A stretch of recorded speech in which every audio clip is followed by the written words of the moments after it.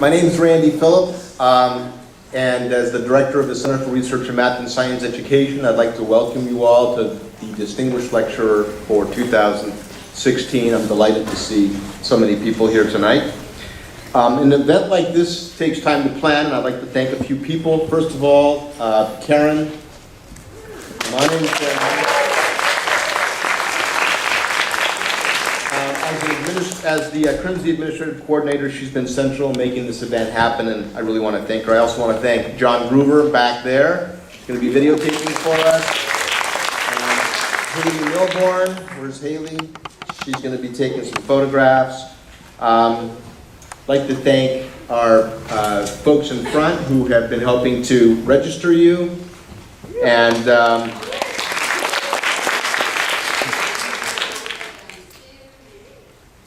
yes. I'd also like to thank our sponsors. So Jackie Nevels, the League of Women Voters, Barbara Edwards and Math for America, Joy Spencer and the University of San Diego, Luke Dewsbury and SDSU Center for Critical Thinking and Creativity, Mike Chapin and GeoCon, Dean Malloy and SDSU's College of Sciences, and Dean Johnson and SDSU's College of Education. The College of Education catered the event tonight, so we appreciate that.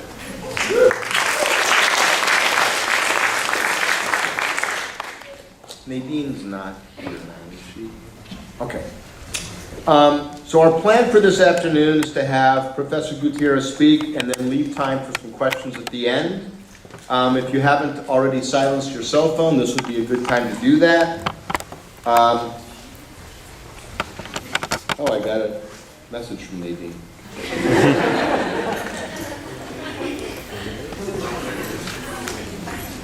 She said can't get away, so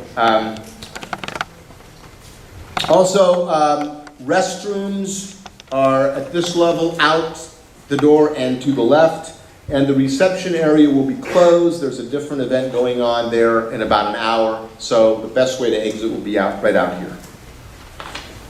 So I'd now like to introduce Rochelle Gutierrez. She earned her bachelor's degree from Stanford University and then started her career as a mathematics and science teacher at a San Jose middle school, where she also coached track and field. She went on to earn her master's and doctoral degrees from the University of Chicago, and she's currently a professor of curriculum and instruction in the College of Education at the University of Illinois Urbana-Champaign, where she also serves as a faculty affiliate of Latina and Latino Studies. Dr. Gutierrez has had a distinguished career. In addition to publications in major journals, she's widely sought for her expertise. For example, she's served on many national committees and panels. She's thought deeply about issues of equity in education in general and mathematics education in particular, and she approaches these issues with expertise and nuance. She has many honors and recognitions to her name, and I'll mention two. She won an Outstanding Faculty Award in her own college, and she won a National Award for Excellence in Research in Mathematics Education from the Association of Mathematics Teacher Educators. To me, these two awards capture something special about Rochelle. Whether she's out in the community or at her own site, she is making a difference. She's also a delightful person. She's interesting and interested. She thinks deeply, listens carefully, and I'm delighted that she's here today. Let's please welcome Rochelle Gutie.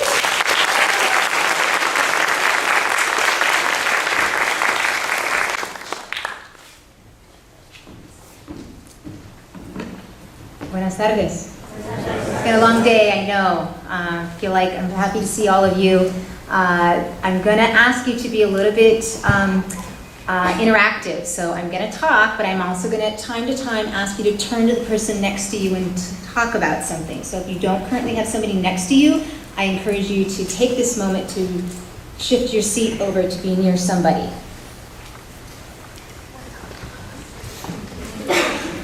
I love the way other people are putting pressure on people to move. Wonderful. Hopefully you'll meet somebody new and have a good discussion. I'm going to talk to you about subversive teaching, something that I think really what it requires for teachers these days who care deeply about their students, who want a meaningful and rigorous mathematics education for students, who want to advocate for students. It really requires teachers to be what I call subversive. subversive in the sense of holding themselves to a higher standard of ethics than maybe what their schools are holding for them, and being able to look themselves in the mirror and feel good about what it is that they're doing every day in their classrooms.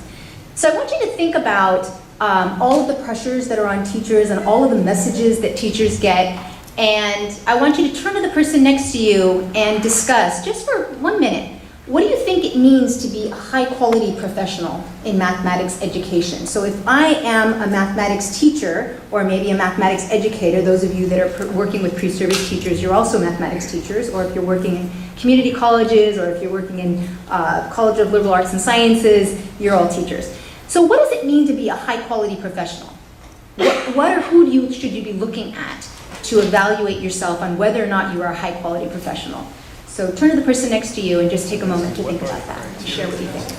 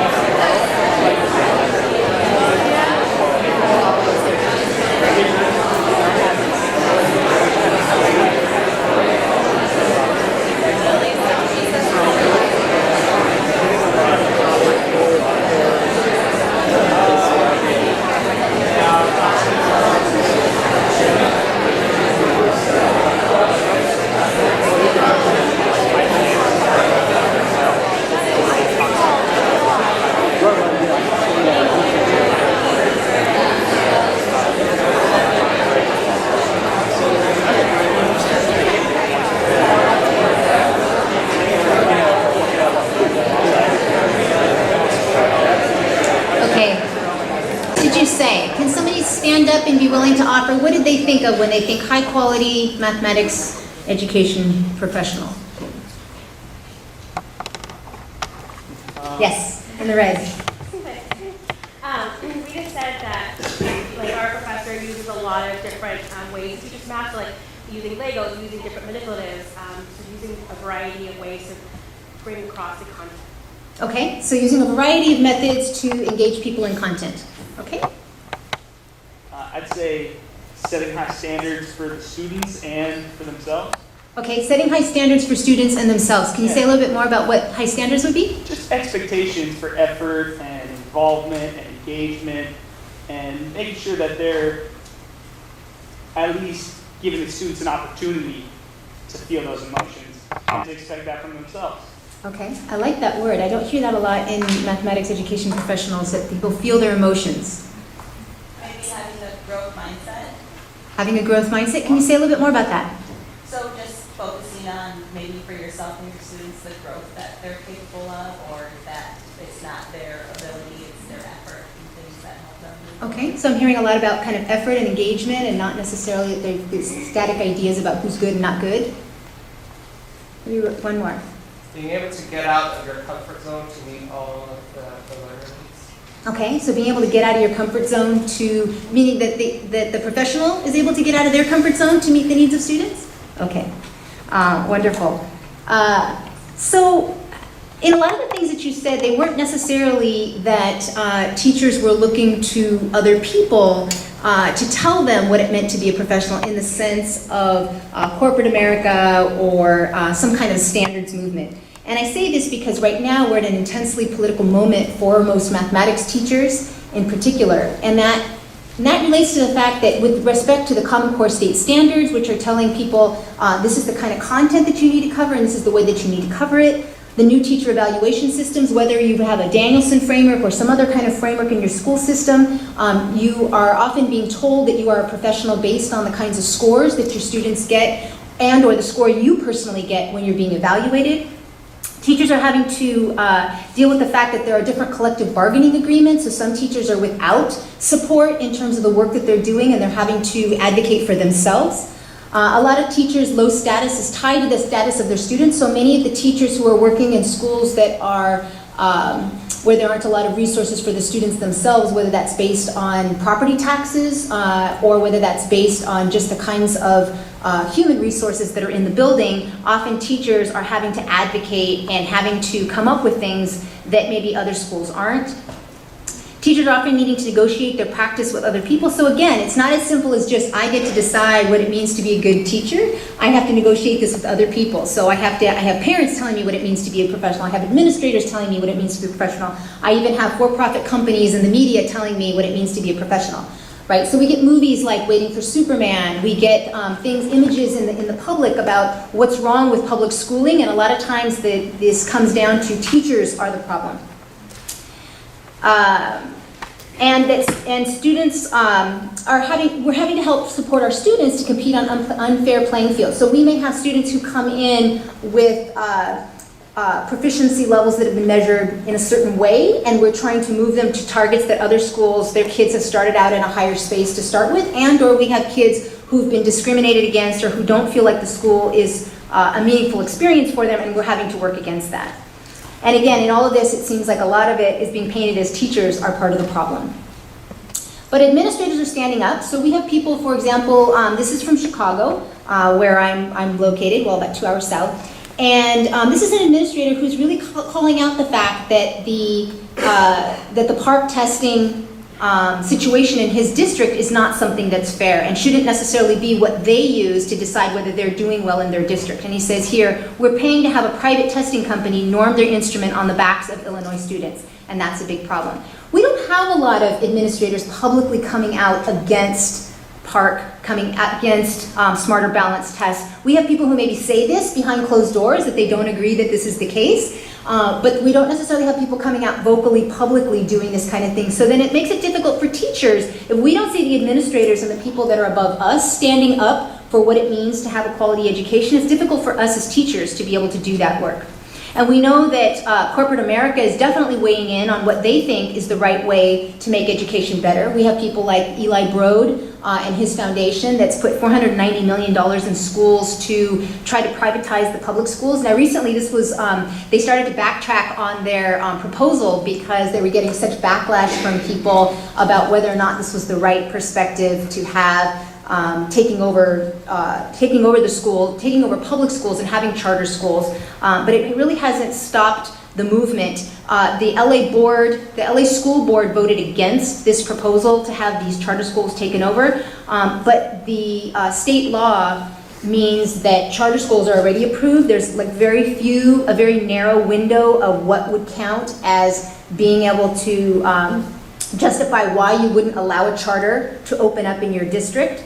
And so again, it's oftentimes we may feel like we don't really have a lot of say over what's going on in our schools. And this movement is happening really in the face of research that's being done that's showing that nearly 25,000 charter schools have received several millions of dollars from Race to the Top funding and from other kinds of spaces where these schools have received the money but then have either never opened their doors or have closed after maybe 1 year of being in operation. And I don't say this to say that all charter schools are bad. I mean, there's certainly charter schools that have been developed that have been from local efforts, but that's the really not a lot.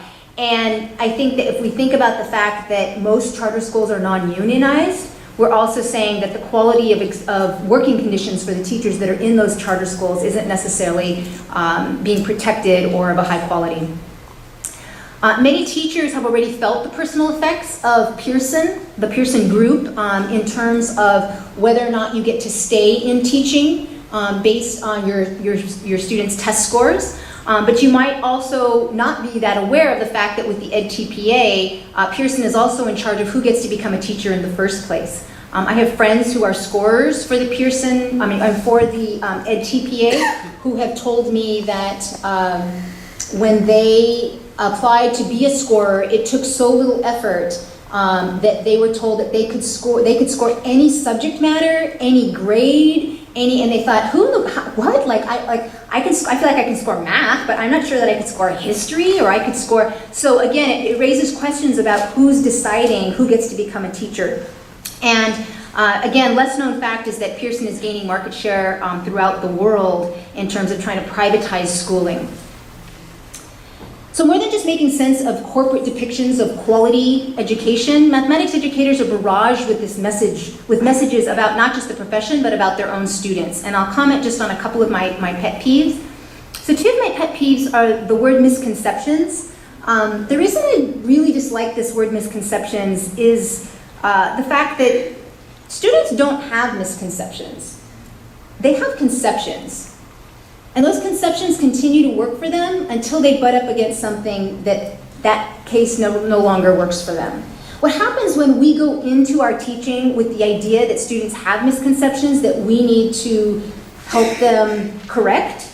So we see this in colleges of education. You get told when you're planning for lessons, anticipate students' misconceptions. So you actually plan your lessons going in thinking there's going to be certain misconceptions that are typical that you want students to. I see some smiling faces. I'm seeing some laughing too.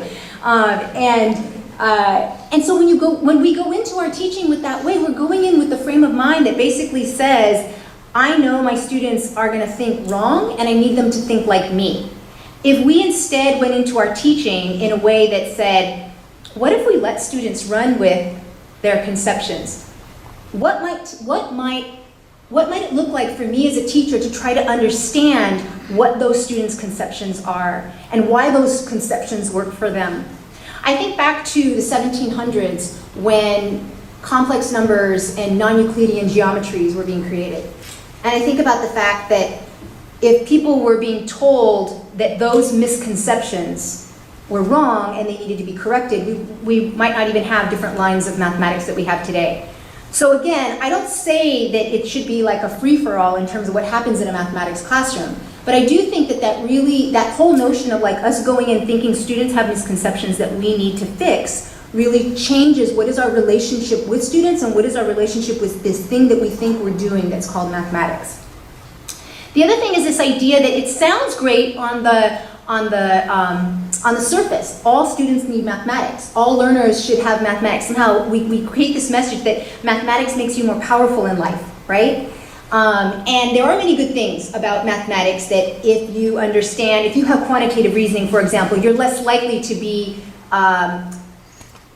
swindled in some kind of a situation where you have financing that's related to your cell phone plan or something. But I think what happens is that when we go in saying that students need mathematics, we're already starting with a deficit view of students, that somehow there's something lacking in them until they have mathematics, and that when they get mathematics that they're going to be better, that they'll be better people. And I guess the thing I feel like we need to turn on its head is that mathematics is a practice. It requires human beings to do. It is something that we actively participate in. So if that's the case, then the whole reason for why we would want to get different kinds of people to go into mathematics isn't just so that they could benefit, isn't just so that they get economic benefits or so that they can help with this technological workforce that we are in right now. But rather, when we get different kinds of people to go into mathematics that haven't traditionally been in mathematics, we actually may have people who ask different questions, who do mathematics in different ways, and who would actually create a different form of mathematics than we currently have. So I encourage us to think about the conceptions that students have, and also to think about the fact that it's not just that students need mathematics, but mathematics needs students. I feel like in a lot of ways, some of the work that I do with teachers is trying to help them navigate these weapons of mass distraction that I think we get on a regular basis, that are told to us through the media, that are told to us through different programs. And three of the weapons of mass distraction that I feel like most need some attention right now are the achievement gap, grit, and growth mindset. And I feel like, okay, so I want you to turn to the person next to you. And if our goal is equity, why might focusing on the achievement gap not be the best approach for teachers? So there's probably a lot of reasons why you feel like it would be a good thing, it would help us to focus on the achievement gap. But think about, is there anything wrong with that way of thinking? Just like I just said, what might be wrong with misconceptions. What could you think of that might come to mind about why focusing on the achievement gap might not be the best thing? So go ahead and turn to the person next to you and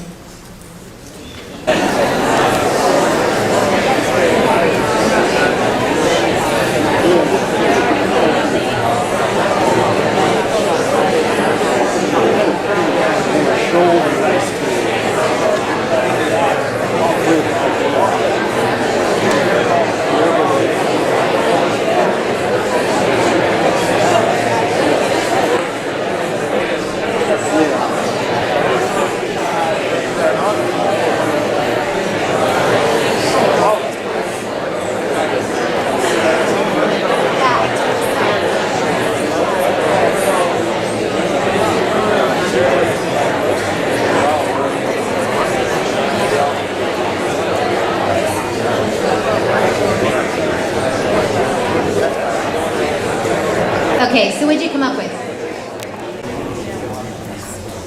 What might be some downfalls to focus on the achievement gap if we want to address equity? So we talked a little bit about doing an achievement gap analysis really takes a deficit approach and sort of lumps all groups of students together and not really valuing their individual identities that they could bring to the actual classroom. Okay, so I hear that it doesn't really respect the individual identities of students and lumps all kids together. Okay? Yes. As a teacher, if I'm focused on the achievement gap, I would be thinking, how the heck am I going to get this group of students to be more like this group of students rather than thinking about what all the groups of students can bring. Say that again. So you feel like... I feel like I would be focusing on this gap, this difference between two groups of students, that the groups that are lumped together, and I would be focusing on, I'm worried about, or I'm not sure how I can bring this group of students to be more like this group of students. How I can bring them up, or whatever language they, whatever you can do. Sorry. Okay, so I hear you saying that maybe somebody else can help finish the sentence if they can say it, or other people here. I hear you saying that it's by making you focus on trying to bring one group to look more like another group, that's feeling like that feels awkward to you. Yeah, I'm not sure how I can do that as a teacher, and then I'm scared. I'm not sure. I can't. You're not sure if you're going to be able to do it. I have to focus on one group or another group. Okay, so it's requiring you to focus on one group or another group and not everybody at once? Is that? Yeah. Yes. I thought I kind of heard you say too that by making one group try to look like another group, you're ignoring the traits of the original group and what they could have brought to the field. Okay, so by trying to make one group look like the other group, you're ignoring the traits of that first group and maybe what might make them better in their own light as opposed to trying to look like that other group? Mm-hmm. One thing that stands out to me is that it focuses on achievement as it's traditionally been defined in our field as opposed to other educational outcomes like that. Okay, so it focuses on traditional versions of achievement and not other kinds of things we might value in learning or in mathematics? Yes. When I think of equity, I don't think of trying to get, all my students to the same spot. And when I see the achievement gap, or when I think of the achievement gap, I think of certain students lower and certain students higher, and you're trying to get all these students at this one high level. But when I'm thinking of equity, I think we need to allow, we're not looking for equalness, we're looking for giving those students the access to grow. And I think we should look at the growth from where we started instead of trying to get everyone at this one spot up here. Okay, so focusing on the achievement gap really makes us think about trying to get everybody to the same spot rather than everybody having their own meaningful growth in and of themselves. Okay? Yeah, so lots of great things. I see some more hands too, which means great. So people are awake or interested, have things to contribute.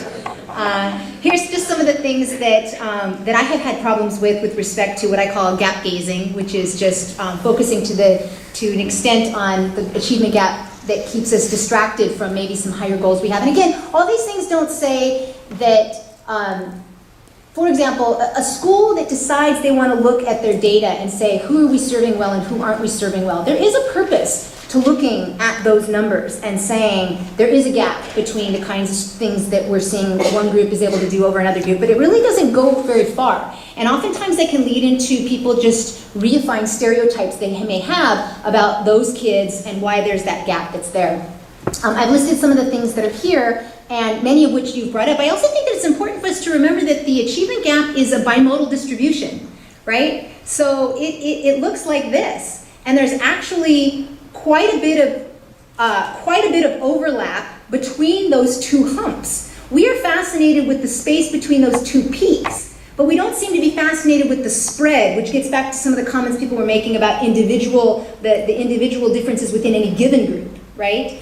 And back in the 1980s, we used to be fascinated with the girl problem in mathematics. And we used to say that girls weren't doing well in mathematics and boys were doing well in mathematics. So we studied boys, we studied what it was boys did in math classrooms, what they did on math problems, and we understood their confidence, we understood the way that they made conjectures, we understood the way they argued, and then we basically said, let's get girls to learn those things. And we may laugh about it now, but basically we were saying, let's get girls to become boys. That would be equity. And I feel like in a lot of ways we're doing those same kinds of things today by saying, let's get brown students to look like white students. There's also a lot of different gaps that we could study that we don't now. So there's the white Asian gap. We don't study that. We don't say that white students are deficit or behind the Asian students, and we really need to focus on bringing them up. And a lot of other things. But so again, I think it's hard for us as teachers to be thinking about how do we deconstruct all these messages that we're getting from our districts, from our colleagues, from the media, from a lot of different spaces. Grit is another thing that I feel like has really become something that when people are focusing on equity issues, or at least they're thinking about how to make their practice better, they're thinking, how can we help students develop more grit? Sign of hands, is this the first time you're hearing about this, or do people feel like they already know, they've heard this thing about grit? So some people aren't hearing, I didn't know about this. Okay, great, just has not hit everybody. So the problems with this idea of grit is really about perseverance. It's about trying to make sure that you recognize that when things get tough, that you, in some ways, are able to push through and can persevere when things are hard. A lot of the data and the studies that get done around grit are really looking for the kinds of outcomes that are traditional, going back to what Brian was saying here, that it's really just about traditional sense of what are our outcomes and not looking for broader issues of the different values we might have in education. Growth mindset is another one that I know this got mentioned by somebody in the audience, and I think on the one hand it is important for students to develop this idea that it's not innate, that there aren't some people who are good at math and some people aren't good at math. But my problem with this is that it assumes that getting kids to persevere in a system that may be broken is enough. And that's my problem. My problem is that when we look at what Carol Dweck says here, her focus is on that she thinks the reason that students don't want to persevere is that they become afraid of not being smart, that they develop a fixed mindset that hinders their ability to learn challenging things, that they're afraid that struggling means that they're not smart, and so they stop doing things that are challenging. Now, her work started with gifted students, more affluent students who were in programs where they did have that status to be protected. But this has changed in the way that it's been marketed lately to schools. And I say this as somebody who was attending Stanford when she was first starting this kind of work in the 1980s. And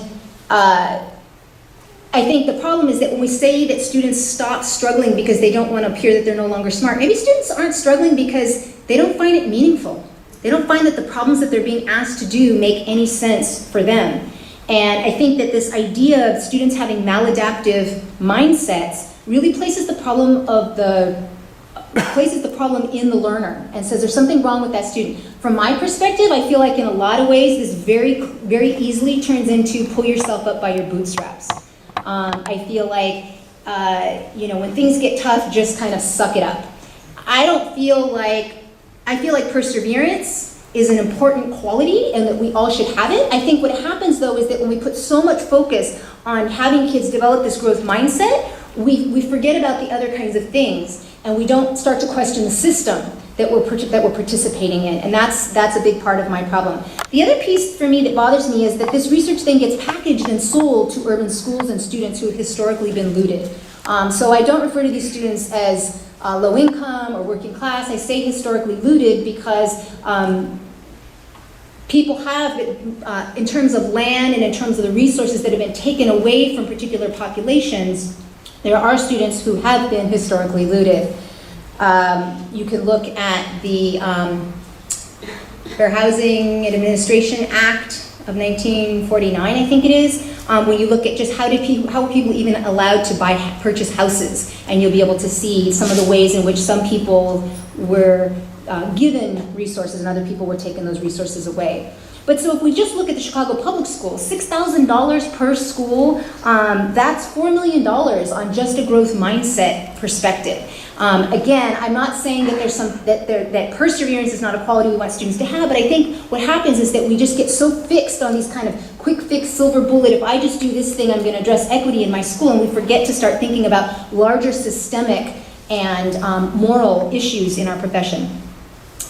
If we think about how mathematics classroom feels for students, for a lot of students, it means that they have to they're expected to just go along with the labels and categories that we've placed them in. Whether a school has tracking or doesn't have tracking, we still label kids. You hear it in the math department offices, you hear it from parents, you hear it from people who, kids themselves recognize where they're placed.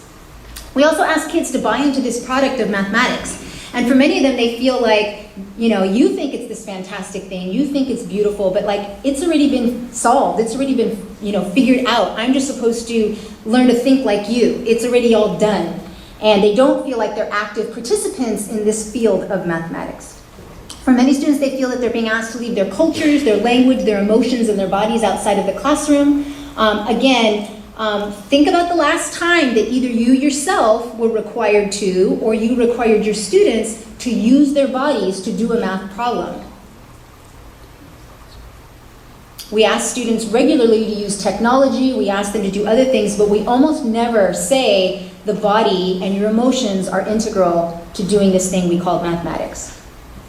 We also ask students to pretend that it's just real world. So when students, I like to say, when students ask that question of like, when are we ever going to use this? They're really not just asking, when are we going to use this? They've already asked themselves a million times, when am I going to use this? They're really at this point, when they say, when are we ever going to use this? They're publicly calling out that there's this thing that we're all participating in that's just not true, that's false. And who else is with me to recognize that the emperor's not wearing any clothes? Like, how long are we going to keep going along with this thing that doesn't feel meaningful, but we're just supposed to pretend it's real world?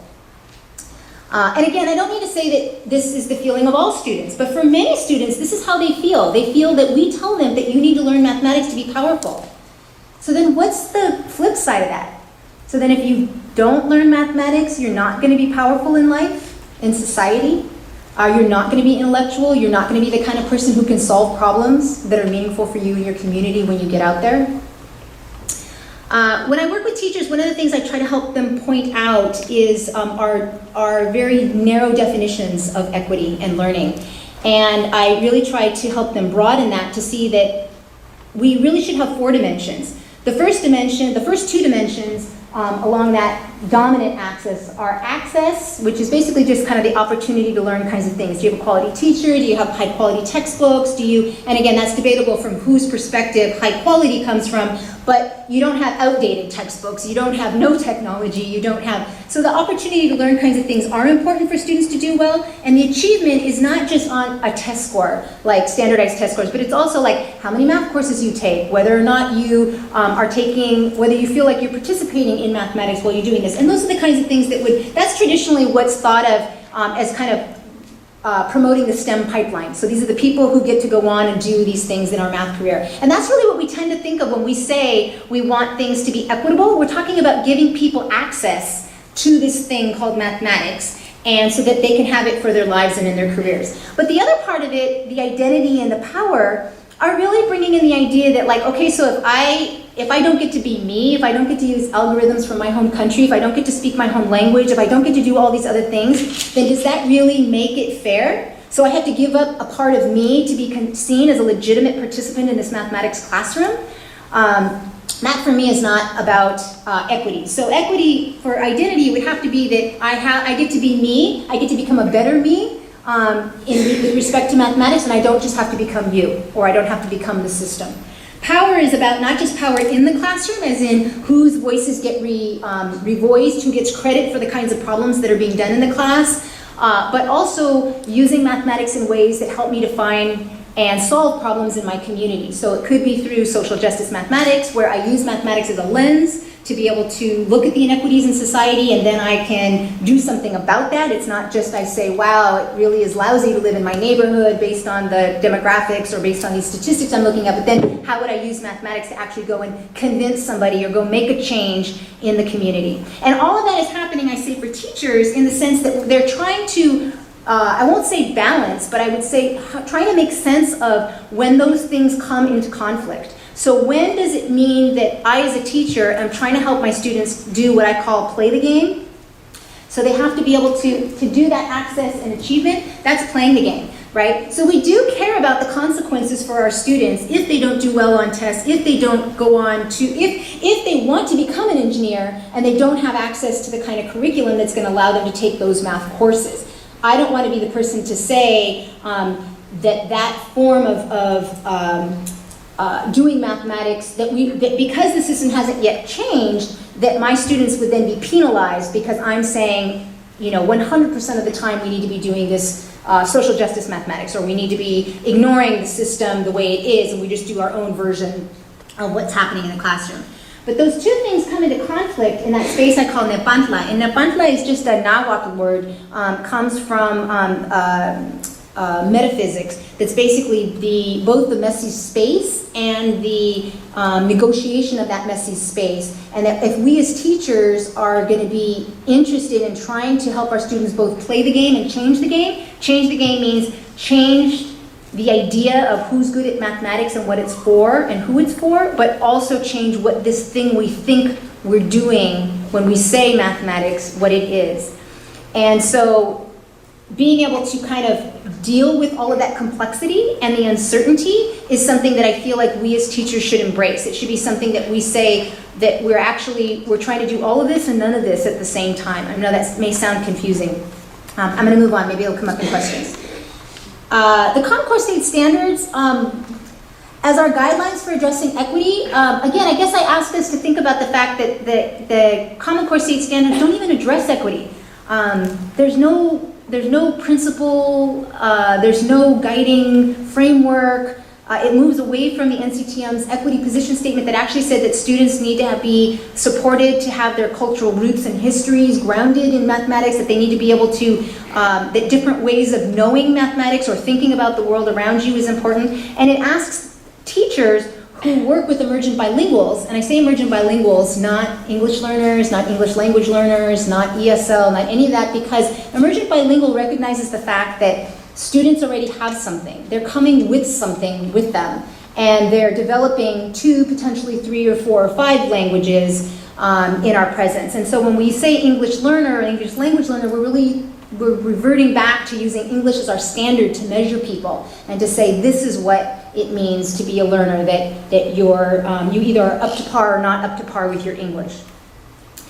Okay, so is it just corporate America, the teacher evaluation systems, Common Core, all these packaged products that are really to blame for what's going on if we try to address equity as teachers? Maybe it's not all of that. Maybe it's how we frame mathematics. And I guess I ask us to think about the ways that we tell stories in mathematics. The stories that we tell in mathematics say a lot about what we value and what we think is possible, what kind of a possible future we have before us. So I ask, why is it that this story gets told? And I'll just let you read it. Everyone can see that? I'll wait for you to smile or laugh or something so I know you're done. Okay, but so you get the mathematician down there that's, hey, I didn't see you guys all the way over there, right? So we get this message that math is pure. It's somehow more pure than other fields. And why is it that this story gets told?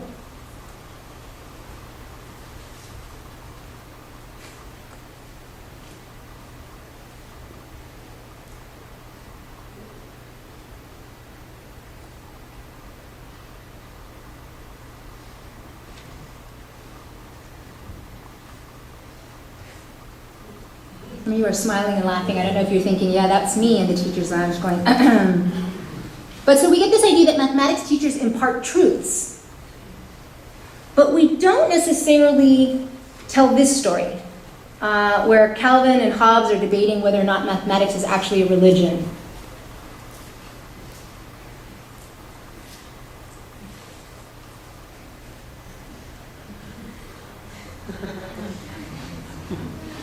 So yeah, we can laugh. We can laugh at like, okay, this sounds funny that math would be a religion, and oh, if you're an atheist, you should be left out of it. But if we think back again to complex numbers and non-Euclidean geometries, and we think about how those were formed, in many ways, those were developed at times when the axioms that were supposed to support them weren't sanctioned. So people had to actually work backwards and create the axioms to fulfill the kind of conclusion that they would come up with, that you could have something like imaginary numbers, or you could have something like non-Euclidean geometries. And without this view of the history or the sociology of mathematics, we may actually just continue to privilege the current state of the field of mathematics, that it is this thing that is somehow superior, and so we shouldn't question it. But we are the ones who do mathematics, so we have every right to question this practice and to change this practice that we're doing. So 10 things I like every educator to know about mathematics. I've already talked about some of them, but I'll just repeat some of the ones that I haven't spent too much time saying. If we know that, so one is that modern mathematics is relatively young. And again, remind yourselves, we're talking modern mathematics. It's not been around as long, the version of mathematics that we're currently using has not been around that long. So it is fallible, tentative, evolving. It is all those things. Again, I had the slides talking about mathematics superiority to other disciplines, has no basis, but we can think about the fact, in what ways are we complicit in our society? As teachers, I think it's interesting. I think it's interesting the way we're able to say, on the one hand, I don't think that it's a myth that some people are just good at mathematics and other people just aren't good at mathematics, but we're not as easy to question the status that we gain by being math teachers and by being seen as smart for being math teachers. We don't challenge the idea that we could have a society that's set up in a very different way, where what's considered intelligent is not based on abstract reasoning and mathematics, but it could be based on how artistic you are, or how well you relate to other people, or how holistically you think. But we don't do that. And many times we are complicit with, well, mathematics is just kind of the way things should be. It's just natural. It's part of the world around us. It's Fibonacci sequences and the shells and the plants and the flowers and the music and pine cones and things that are around us. So it just should be. That is the way things should be in life, and we don't question that. There is not one mathematics, there are many. And again, if you're not familiar with ethnomathematics, I encourage you to look that up as a field. Even the version of mathematics that we use in colleges is one form of mathematics. That's academicians' version of mathematics. We see school mathematics is one version, but there's ways that other people practice mathematics throughout the world that don't require the same set of axioms or the same values around either quantity or time or space. I say this because, I spent some time in Mexico. I was on a Fulbright and I was studying secondary math classrooms there. And, sorry, I'm looking at the clock. I still have time, right? Okay. I spent time in Mexico studying math classrooms, and it was really interesting. I was helping prepare students for these math Olympiads. And we would be given, as math teachers, we would kind of practice the problems first, and we think about our strategies, how we're going to get kids to do these things. And we would be given a problem, and I would immediately jump into trying to solve it, and people would look at me and be like, why are you making this into an algebraic problem? It's not an algebraic problem, it's a geometry problem. And I would look at them and say, like, how in the world are you making this into a geometry problem? Like, it's just a system of equations, or it's, and it was so interesting just to think, even just, how many miles south of the border, there was a very different way of thinking about what was valuable in mathematics. There was a lot more mental mathematics that was used. There was papyroflexia, which is basically like origami. There was a lot of focusing on spatial reasoning, spatial understanding that caused people to first jump to a particular way into a problem that felt very unfamiliar to me. But there are actually ways that people practice mathematics in different ways. And mathematics has justified social inequalities as natural when they are not. So again, even if we just go back to the simple fact that, why is it that we've agreed as a society that people who are in the STEM fields should get paid more? Like, where did that come from? Why is it that, why if you were like a musician, shouldn't you get paid more? Or why if you, I don't know, if you speak 10 languages, you shouldn't get paid more? Why is it that if you're a scientist and you use mathematics, somehow that means you deserve more pay, more status? Those are things that have been perpetuated. When it comes to the achievement gap, I already talked about the fact that there's really more variation within groups than there is between groups, and we should know that.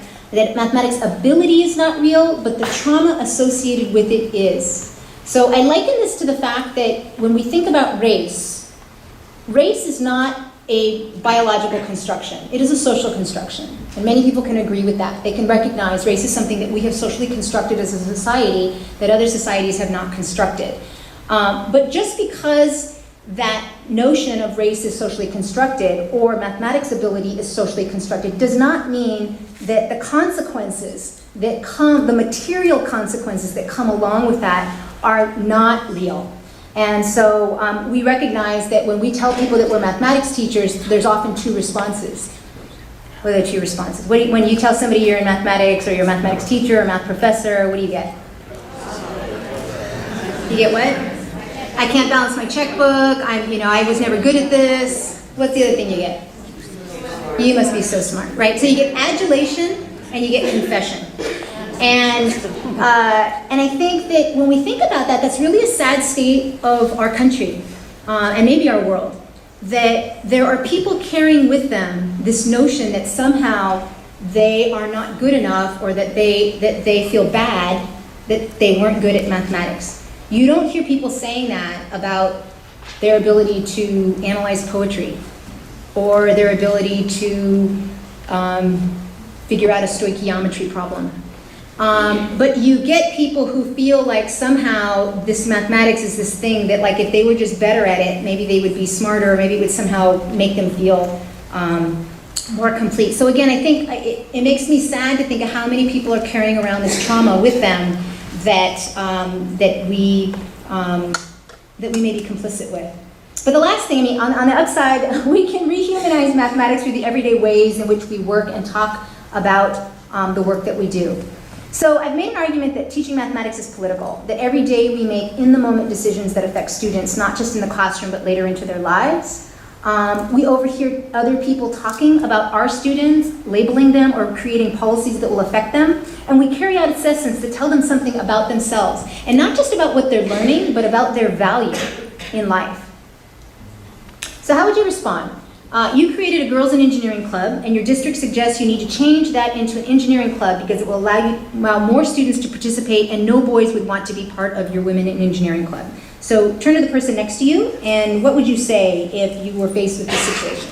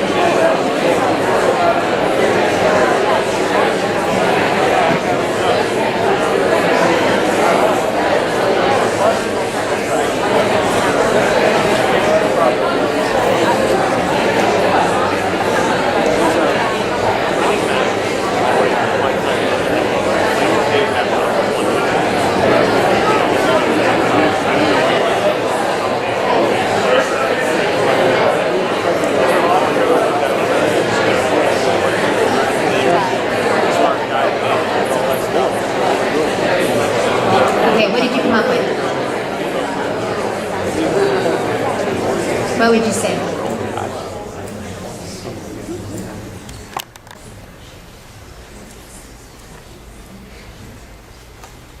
You will challenge it that the only way it has worked in the school where I'm at is that we have this organization and then you have the females meeting together in one group and then the males meeting together in another group, and then you can have meetings once in a while. But they wouldn't let you have it just one group for females because they will cause discrimination.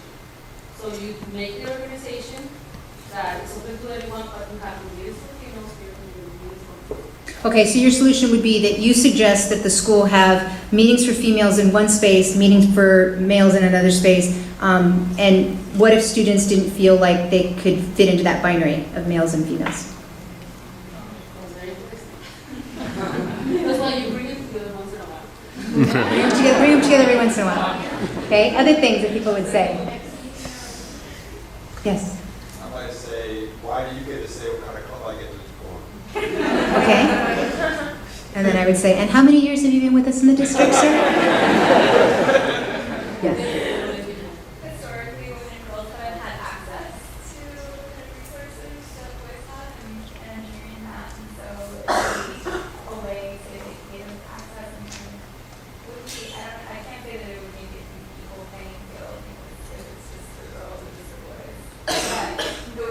some of the issues. Okay, so I hear that historically, it hasn't been a fair playing field for girls. They've been denied a lot of access to the field, and so this will at least help to start to address that issue of kind of past injustices. I would bring in some data about the support for affinity groups and non-school group spaces, and then I might say something like, there already is a boys engineering club, it's called the Freaking World. Okay. Wonderful. Okay, so there's a lot of things that you can think about that you might say or that you might do. And one of the things you need to think about too is what's the pushback that you get, right? So in what way does saying it kind of an informative way make a difference than trying to say it in a kind of in-your-face way? Would it matter how many years you've had in your teaching or in your district? Would it matter how tall you are, how big you are, things like that. So I grew up in an activist Chicana family, and many of the things that I learned how to do, I credit my parents and the community that I grew up in. And one of the things that I learned was creative insubordination, which basically means that when you hold yourself to a higher standard, you sometimes need to bend the rules, or you need to reinterpret the rules to be able to do what you need to do. And so I've been working with a group of teachers over the past 6 years on helping prepare them to use creative insubordination. And some of the examples of the things that I would qualify as, or clarify as using creative insubordination has been things like, one of the teachers in our group chose to rename a course to reflect the fact that it only covered Western Euclidean geometry, not all geometries that are practiced in the world. So rather than having geometry on her syllabus, she chose to write Western Euclidean geometry.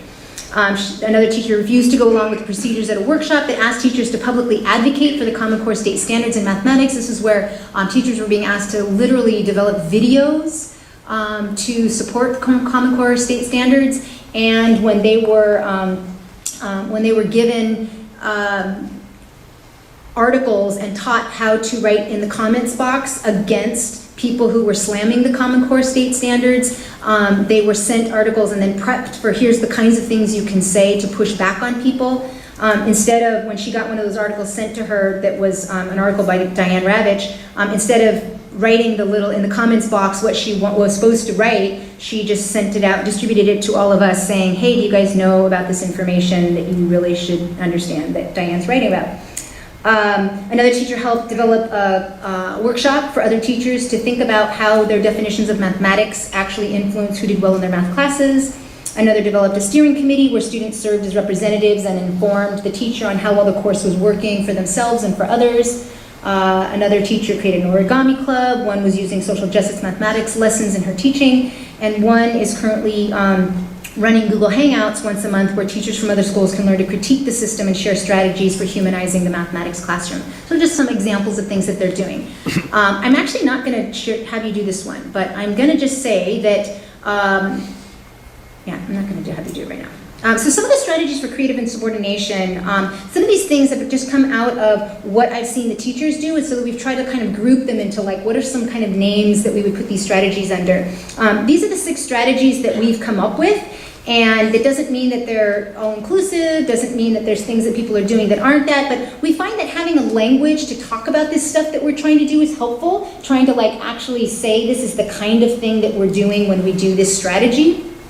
And I'm going to talk to you about just one of them, and that is turn a rational issue into a moral one. So oftentimes after you've done the kind of, women haven't historically had access to this field, and here's an article that tells about why it would be important for girls to have access, whatever. You've done all these kind of what I would consider rational perspectives, where you're expecting that the person that you're talking to will consider all the evidence that you've given them and will make a rational choice. But sometimes people aren't either in that position to make a rational choice, or maybe there's just not time for you to go through that entire process. And so one of the things we recommend our teachers do is think about how to take a rational issue and turn it into a moral one. So, for example, again, you can read here that just if you've got a situation where teachers are not, so I'll give you an example. So the teacher I worked with, her department was selecting a student to receive math awards. And they had a girl that they had in mind to receive this math award. And they were contacted by the science department, and the science department said, we're gonna give this girl the science award, best outstanding science student, and they were trying to give the outstanding math student. And the science department said to the math department, we're gonna give this girl the award, so you give it to somebody else. You give your award to somebody else. And she didn't like that, and she felt like it just didn't seem fair that if the student really was the best math student in the school, why shouldn't she get the award? And either why shouldn't the science department change their award, or why shouldn't this girl get both awards from her perspective?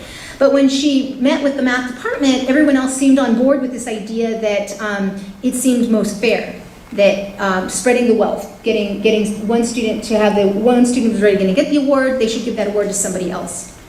And so no amount of convincing was going to help her in that respect. And so she just literally, she looked up in the data who had they given their awards to over the last 13 years. And they hadn't given a girl an award in 13 years. And so she just said to them, so what does that say about us as a department in terms of supporting our students, that is this really what we want to say we stand for? That we don't ever give girls, that we are not a space that cultivates girls doing well in our math department, and so we just haven't given one an award? And it was really more of that kind of bringing it to a moral issue that helped the people in her department decide, yeah, we're going to do this, and the girl ended up getting both awards. The inverse strategy is that if you can't convince people to do the right thing, sometimes you just use their privilege. So you may have a colleague who is a little bit egotistical. In department meetings or in any kind of gatherings, I see people nodding their heads. In meetings, this person loves to take credit for the work. This person loves to be the one who's got the newest idea or whatever. So sometimes that's what you appeal to. So if you can't appeal to morals, sometimes you appeal to ego. And you say things like, well, that's, you're being told to do something in your department. You say, well, that's what we're being told to do, but leaders aren't rule followers, right? Everyone else thinks that way or works that way, but we're different. Or how can we start a new trend and be known for that? How can we, how can we say that Chris is the one who's come up with this idea, and so he should get credit, and we'll make our department be about that issue? Obviously, it's much better to use ethics than privilege when you're trying to convince people, but I say in the war on public education, really anything that we can use would work. So why take risks? So why stand up? Most people think of it as kind of a rational choice thing, or like a balancing risks and rewards, right? You think, well, I'm trying to figure out, is this the right time to stand up? Will I actually convince this person? If I have a colleague who's got a deficit view about kids, will I actually be able to convince this person to think otherwise? And you weigh that. You're in a public meeting. Do I stand up? Do I say something to my principal in front of all these other teachers? Or do I know it's going to fall on deaf ears? And I know the kind of person he is, and I know the way that things are going to go, and I'm not going to get anywhere with this, right? So that's one thing that goes through the minds of the teachers that I work with. So changing the minds of other people is one of the things that goes through their head. So here's a teacher saying, he was a student teacher, and his cooperating teacher, who was the math department chairperson, didn't want him to, he wanted him to use synthetic division to be teaching in his course. And he said that synthetic division is basically just an algorithm. Kids aren't going to understand a lot of things about it. They're not going to actually be able to relate to groups. And so he didn't want to do that. But when he made his argument, he says, I need to be wise in what I say so I don't sever that relationship with my co-op. I try to compromise my words. I try to make sure there's no room for my statement to be misconstrued as I'm just challenging him, like just challenging him outright. I'm trying to be wise in my timing on things. I'm weighing the risk and the reward, okay? So that's one perspective, that you do this weighing of risk and reward things. But some of the people who were more adept and who were more frequent users of creative insubordination didn't just do that. They thought about that, and then oftentimes they risked it anyhow, even if it seemed like the reward wasn't going to pay off. And they did it for two reasons. One was this idea that they were projecting an identity of the kind of person that they can be proud of. So this was a teacher who stood up in a department, in a school-wide meeting where the principal had suggested that the achievement gap was due to black culture. And she felt like, I can't believe no one's going to challenge this in this room. I'm only in my second month of my second year of school, and I don't know this principal very well, but I can't just sit here and let that hang out there in the air. And so she corrected him. I mean, she said it in a very strategic way. So she said something like, I know this isn't what you mean to say, But it sounds like you're saying that they're causing the problem of the achievement gap. But I know that's not what you're saying. So I just want to make sure that we're all noting that there's a long history of oppression that's affecting that group, and that's probably has a lot to do with what we're still seeing today, right? So she didn't just kind of outright, you know, in your face. When she says, okay, this is the boss, and I've only taught 1 year, I don't know how to say, I straight out disagree with you. But she says, but this is the kind of person I am. This is what I believe in. And if you wanted to talk about something important with respect to race, I'm the kind of person that you talk to. So part of it wasn't just, I know I'm going to convince this principal, but is also saying something about, here's who I am, this is what I stand for, this is what I want to be known by. Another level was also them recognizing that they're modeling advocacy behavior for other teachers. So this teacher is talking about, there's they share a mailroom, and there was a comment that was made about Asian students by one of the math teachers, and she didn't agree with it. She thought it was very essentialistic and it was very demeaning towards the student, and she knew that the person she was going to talk to was not going to change his mind. But she says, I'm white, and it's really hard to get your privileges pointed out to you, and you know, you didn't earn them. One privilege is to be able to walk around this discomfort and be able to walk away from it. I'm feeling really nervous right now, that feeling uncomfortable. Because we're in the majority, we can just choose to leave the conversation. It's extra important for us to get into these uncomfortable situations. We need to commit ourselves to not taking it and not walking away from it, because we can signal to others what is possible. So she and other people that I've worked with, when they've talked about this idea of modeling something for other people, they recognize, so it's not just that I may make an impact with the person I'm having a conversation with. And it's not even just that I know I can look myself in the mirror and feel good about what I'm standing for. It's also, there's bystanders. There's people always around you when you stand up, who you are saying, this is what it looks like to stand up for other people, even when you don't personally benefit. So some takeaways for me have been that in working with the teachers that I have, creative insubordination, it is critical for advocating for historically marginalized students, but it's also applicable to all students. And doing this in mathematics is unique. It's unique because of all the things that we already are complicit with about this idea that mathematics is this truth. It's more pure, it's superior, it's this way that we just kind of go along with things. It's often not questioned. So the fact that teachers can stand up and can use creative insubordination with mathematics in settings that involve mathematics is really important.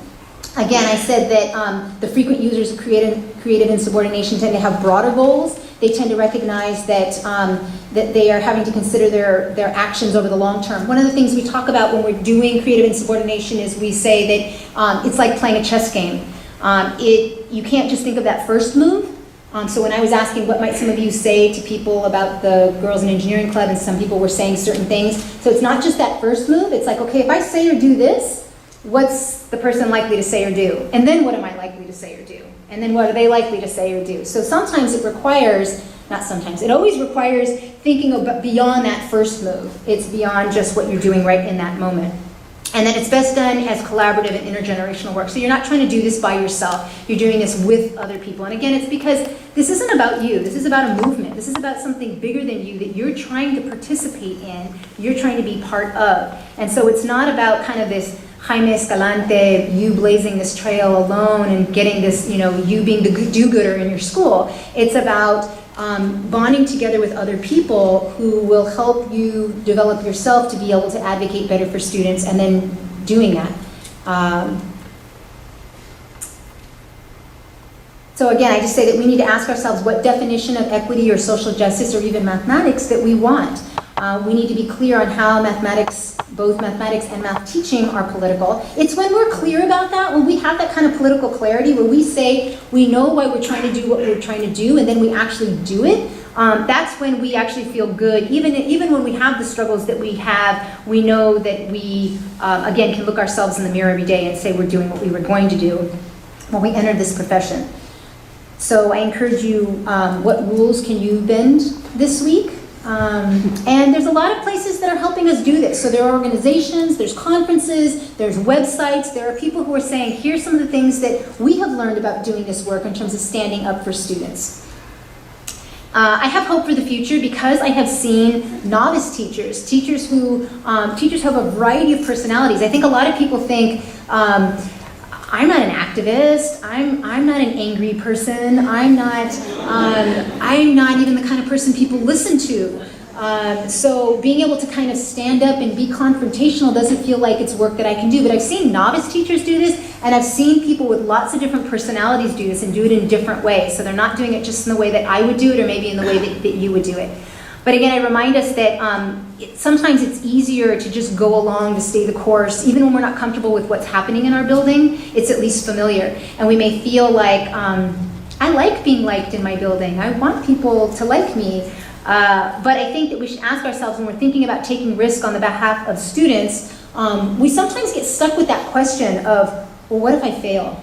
What if this doesn't matter? What if nothing happens? And I think the questions we really need to be asking ourselves are, what if I do nothing? And maybe more importantly, what if I succeed? So when you're trying to decide whether or not to take a risk, you might consider this saying: to the world you may be just one person, but to one person you may be the world. Whenever I get scared and start to think about whether or not I should take the risk that I know I should take, I remind myself that I can't be the teacher that if I do not perceive with even greater clarity that my practice demands of me a definition of where I stand, a break with what is not right ethically. So if you know an educator who wants to stand up for students, and maybe that educator is you, there is a call to action on Twitter and as part of NCTM's ShadowCon that you can join us. People are tweeting about the students that they are standing up for, what it is that they're doing, and how they did it, and how they feel, what are some of the results. And so there's other people out there that are also looking to do this work. Thank you.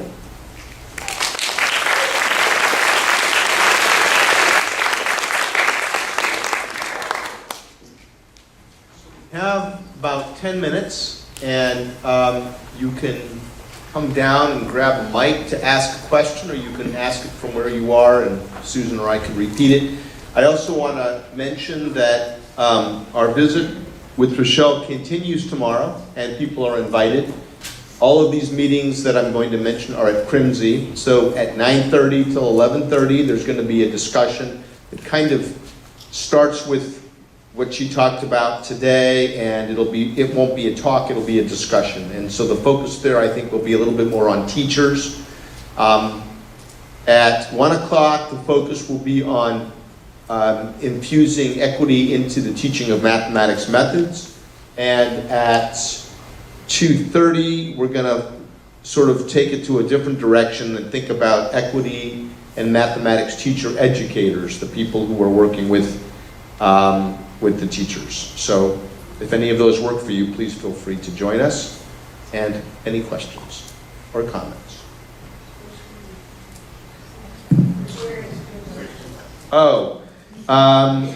CRMSE is at 6475 Alvarado Road, and you can ask me or email me, and or Rafaela, or lots of people here. Yeah. If you come to CRMSE, we'll direct you. And CRMSE is, I don't know how to answer that right now. It's on the street that goes next to the freeway off of College, between College and 70th, Alvarado Road.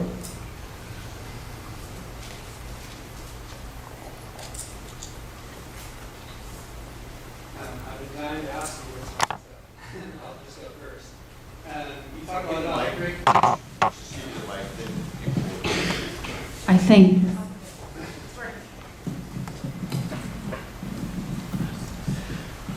you talk a lot about creative insubordination being necessary when practices, policies, and beliefs conflict with the best interests of students. I'm wondering, what do you think a mathematics education would look like where creative insubordination were not necessary? That would be wonderful. I think so.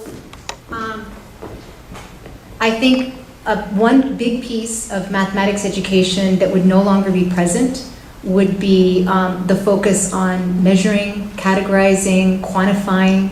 I think there's aspects of mathematics that are so much broader than that, and we have convinced ourselves that, partly through participating in the college system, that calculus is the be-all, end-all of the high school experience, and as a result, we've just kind of worked our way backwards and decided that then algebra is important, and we've perpetuated this notion that abstract thinking is what's really important. And so I think that if we got away from this idea of focusing so much on algebra, focusing so much on quantitative reasoning and abstraction, we would find ourselves open to things like more of the aesthetics of mathematics, things like topology, graph theory, things that kids aren't currently doing in mathematics but could do. I think mathematics would be the kind of thing that in my life I would hope that people would develop the ability to look around them and appreciate the mathematical things that are in our presence on a regular basis. So I think that if you're a mathematician, often you can look at a piece of broccoli or a tree or a vein system or something and think about fractals right away and kind of almost smile at the kind of beauty of that. I think that most people don't have that. Again, I'm not saying that everyone should be forced to appreciate a very specific set of things, but I think that the body would be present, the aesthetics would be present. I think that mathematics would not be in the service of economics and warfare. I think that mathematics as a practice, we would all see it as something that would be part of our lifelong participation in this world, and where, so I think about some of the things that they've done in crowdsourcing. People who have, biologists who have thought about protein folding and have thought about how everyday kids can think very differently to help them solve problems in the world, and how they can visualize and come up with different ways of folding these proteins that scientists themselves have not come up with.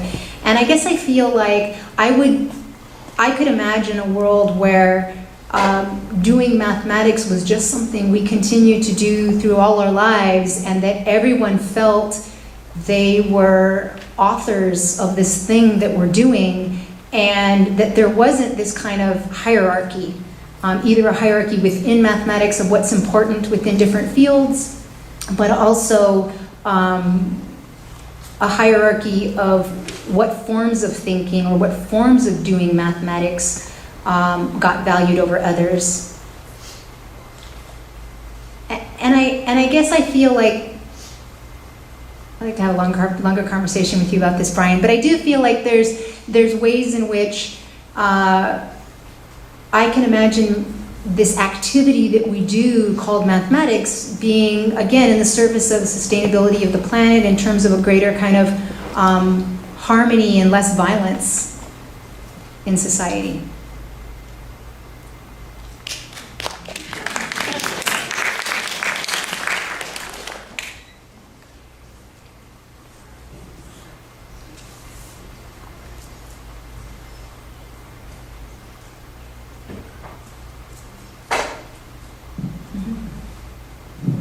Can we teach students creative insubordination and help in classroom management in general? Absolutely. I think as teachers on a regular basis, we do this when we get kids to question. When we get kids to question the system, and it's difficult because, so I grew up in an activist family, but I knew not to question my father. That was something that you just didn't do. My dad he was rule. So I think that on the one hand, it's an easy thing to say, but then we have to be prepared with our students questioning us. And I don't think that a lot of people are prepared for that, or know how to manage that. I think that it's helping when we practice questioning things around us in front of students. We're already doing that. When we encourage them to, I don't understand why we feel so constrained with what we teach. I do understand, but I guess I feel like if more of us took risks, and I don't want this to sound like I'm saying this in a teacher bashing way. I hold myself to the same standard. I try every day to do something that would scare me. I try to take a risk in a way that I think either it would just be good for me because I need to be stretching myself, or because, again, I think it would be good for the modeling of that practice of risk taking. But I think, what's to prevent us from having, whether it's a day in the week, a part of our curriculum, whatever, where kids just invent new algorithms or invent new ways of doing things that then they try to teach everybody else in the class that thing. Like, it feels to me like if we don't do that, we're just teaching them to be robots. And we keep saying we're teaching them to be critical thinkers. But so yes, I think we can teach students to be creative insubordinators. A big piece of the work I've done with teachers has been helping them deconstruct the messages and the images and asking themselves whether or not they want to be complicit with those messages and images. So just because students have to learn how to play this game to a certain extent, they can learn how to play it in a way that it doesn't define them. So they can learn how to do well on a test knowing that this is a game they're playing, that this is something temporary, and that this isn't the way that they want to live their world. I don't know if I've answered your question, but yes, I definitely think that we can teach people creative. I used to think, when I first started this project, there were people who were like, so you're just basically trying to teach people to do what you and your family did. And I said, yes and no. I think it means different things for different people. But I think that the more we can get kids to question the sanctions, why do we use M for slope? Why do we why do we write the quadratic equation, the formula in that way? Other countries have different versions. Why do we say check your work has to be the reverse operation? Why do we, there's certain things that we just kind of we just say that's just the rule, but what if kids could say, well, what if there was something different they would do? So I think it's helping people have the opportunities to imagine a different world that we would participate in and then practice participating in that world. Sorry, that didn't mean to be a lecture. Yes? So we have talked about teachers and now students. What about parents? So your project, how do parents of students respond to the project you have been doing? So the question is, where do parents play into all of this? In terms of creative insubordination or in terms of Yeah, in terms of creative insubordination. Okay. Well, I think that many of the things that parents can do to come together collectively to question the system. So one of the things that we talk about is using the master's tools, and that is that you take whatever language or written documents that your school or your district or whoever it has is kind of telling you what to do, what language they would use, and you kind of package what this thing is that you're trying to do into their language. So you kind of say, look, I'm just, we're choosing to be a control case, or this is data-driven decision making that I'm doing, or this is, you find some way to kind of make it attractive so that you don't get discounted. Again, you don't fool yourself into just wanting to go along with whatever agenda someone else has, but it's a temporary way where you can buy yourself. So Audre Lorde talks about the fact that you can't dismantle the master's house with the master's tools, but it buys us some time to be able to do the things that we need to do. So as parents, you learn how to organize yourselves and use those master's tools. So you go online and you find out what's the language that